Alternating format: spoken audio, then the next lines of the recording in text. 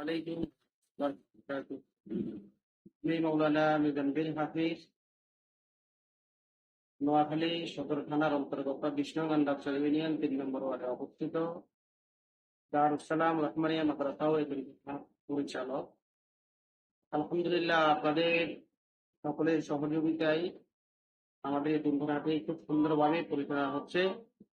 আমাদের এই তিনখানায় কয়েকটি বিভাগ রয়েছে, তার মধ্যে একটি বিভাগ হলো হেফজ বিভাগ। আমাদের হেফজ বিভাগে প্রায় 22 থেকে 25 জনের মতো স্টুডেন্ট আছে। এদের মধ্যে অনেকে অলরেডি হাফেজ হয়ে গেছেন, কয়েকজনকে আমরা পাগলিও দিয়েছি। এবং আমাদের কিতাব শাখা আছে, কিতাব শাখায় আমাদের নাহবিবির পর্যন্ত আছে। আমাদের নুরানি শাখা আছে, নুরানি শাখায় আমাদের প্রায় 300-এর অধিক ছাত্রছাত্রী অধ্যয়নরত আছে। এখানে আমরা আরবি শিক্ষার পাশাপাশি তাদেরকে বাংলা, ইংরেজি, অঙ্কতে আমরা পাঠদান করাইতেছি। আমাদের শিক্ষক সংখ্যা হলো 15 জন। আমাদের মাদ্রাসায় প্রায় 150 জন এতিম ও অসহায় এরা বোর্ডিং এ থাকে। এদের সকল খাওয়া দাওয়া, জামা কাপড় এবং তাদের লেখাপড়ার যত খরচ সকল কিছু আমরা বহন করি। আর সেটা হলো আমরা আপনাদের সহযোগিতায় এটা বহন করতেছি। বর্তমানে আমাদের মাদ্রাসার চাউলের প্রয়োজন, যদি আপনারা চান আমাদের তিনখানায় সহযোগিতা করতে পারবেন। আচ্ছা, আপনার পরিচয় এবং মাদ্রাসার বিবরণী জানলাম। তো আপনার দেখছি আপনাদের এলাকায় তো এখন বন্যা দুর্গত, আপনি অনেক পরিশ্রম করতেছেন, এটা কেমন লাগছে আপনার কাছে? আসলে এটা আমার কাছে খুবই ভালো লাগে, যেটা কাজ করতে পারছি এটা খুব ভালো লাগে। আর মানুষ যে কষ্ট আছে এটা দেখি আমি খুবই মর্মাহত হলাম। আমার খুবই কষ্ট লাগবে তখন আমি আমার আত্মীয় স্বজন বা আমার প্রিয় ব্যক্তি যারা আছেন তাদেরকে বলে আমি বন্যা দুর্গত এলাকায় অনুদান আমি এনে দিয়েছি। এবং আমি নিজেই স্বচক্ষে সবার বাড়িতে হেঁটে হেঁটে আমি নিজে ত্রাণ দিয়েছি। বিশেষ করে যে আমাদের সজির রহমান ভাই, আপনি আপনার মাধ্যমে এখন বর্তমানে আমরা ত্রাণ বিতরণ করতেছি।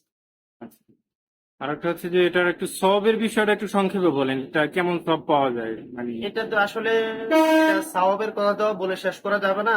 আদালু আলাল খাইরি কাফাইলি, যে ব্যক্তি একটা সঠিক কাজের পথ দেখায় সে ওই পরিমাণ সওয়াব পায়।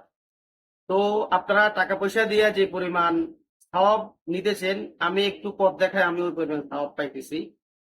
আমি আপনাদেরকে বলবো এই অনুদানকে যে যেটা দেয়, অল্প হোক বেশি হোক, এটাকে আমরা কোনোভাবে খাটো চোখে দেখা যাবে না, ছোট চোখে দেখা যাবে না।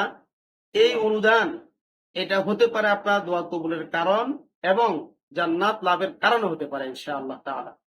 আর একটা বিষয় হচ্ছে যে আহ মানে এখানে তো ত্রাণ কেমন আসতেছে মানে উম, ভাই, বলা একটা দুঃখের বিষয় হলো ত্রাণ আলহামদুলিল্লাহ সারা বাংলাদেশ থেকে মানুষ যেভাবে বন্যার দুর্গত এলাকায় ত্রাণ দিচ্ছে, মানুষ নিজেদের অর্থ খরচ করে, টাকা পয়সা খরচ করে ত্রাণ পাঠাচ্ছে। এটার জন্য আমি বাংলাদেশের সকল স্বেচ্ছাসেবক টিম এবং সকল জেলার মানুষদেরকে ধন্যবাদ জানাই। বিশেষ করে সজিবুর রহমান ভাই, আপনাকে আমি ধন্যবাদ জানাই। আপনি আমার কথা শুনে নিয়ে আসছেন সঠিক জায়গায়। একটা দুঃখের কথা হলো, সেটা হলো মানুষ ত্রাণ নিয়ে আসে, কিন্তু ছোট ছোট যে লিঙ্ক রোডের আশেপাশে মানুষ আছে, ওখানে মানুষ ত্রাণ ওই পরিমাণ পৌঁছে না।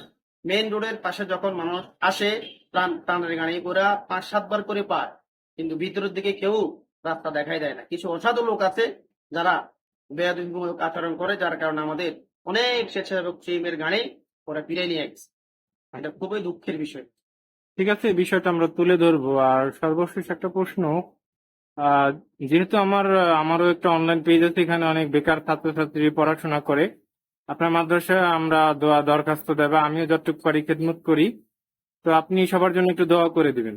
ইনশাল্লাহ ভাই, আমি বিশেষ করে আপনি সহ আপনার সকল টিম, সকল স্বেচ্ছাসেবক এবং ছাত্রছাত্রীদের জন্য আমরা আমাদের ইতিম অসহায় ব্যক্তিদেরকে নিয়ে প্রথম পড়াই আমরা সবসময় দোয়া করাই দেব ইনশাআল্লাহ। আচ্ছা, আপনি আর একটু দোয়া করাবেন যেন সবাই যেন বেকার মুক্ত হয়, কারণ আমার এখানে যারা যুক্ত থাকে সবাই বেকার।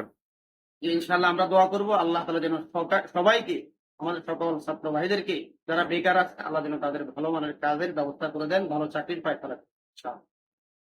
ঠিক আছে।